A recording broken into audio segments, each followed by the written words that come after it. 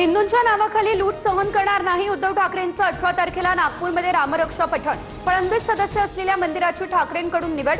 भाजप ठाकरे सेना आमने सामने येण्याची देखील शक्यता। रामरक्षा नव्हे ठाकरे गट रक्षा पठण। भाजपच्या परिणय फुकेंची टीका।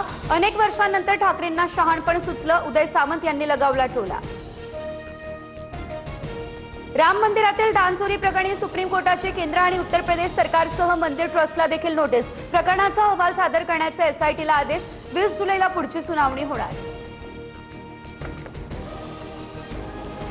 तुमच्या लेकराचं प्रेम प्रकरण सांगायला लावू नका। अयोध्या पौळ यांचा संजय शिरसाट यांच्यावरती निशाणा। मातोश्रीवरती काळी जादू करण्यासाठी बंगालचा जादूगार येतो। शिरसाट यांच्या टीकेनंतर पौळ यांचा हा पलटवार।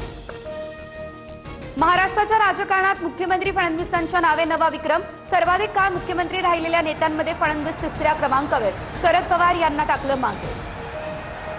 सासवड जेजुरी मार्गावर दिंडीतील ट्रकच्या धडकेत 3 महिला वारकऱ्यांचा मृत्यू झाला तर 4 जखमींवरती रुग्णालयामध्ये उपचार सुरू। उपमुख्यमंत्री सुनेत्रा पवार यांच्याकडून रुग्णालयात भेट घेत जखमींची विचारपूस।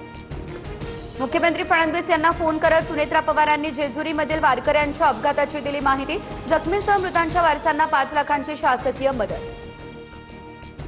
ठाण्यात भर रस्त्यात दुचाकीस्वाराच्या डोक्यावरती बॅनर कोसळला। 3 हातनाका या परिसरातील घटना। थरारक व्हिडिओ व्हायरल झाला। सुदैवानं दुचाकीवर प्रवास करणारे थोडक्यात बचावले। सलग पावसाअभावी शेतकरी आता चिंतातूर। दुबार पेरणीच्या भीतीनं अनेकांचा निर्णय लांबणीवरती गेला। नाशिकसह विदर्भातील पेरण्या रखडल्या। आणखी पुढील 4 ते 5 दिवस पावसाची शक्यता नाही। हवामान विभागाचा हा अंदाज।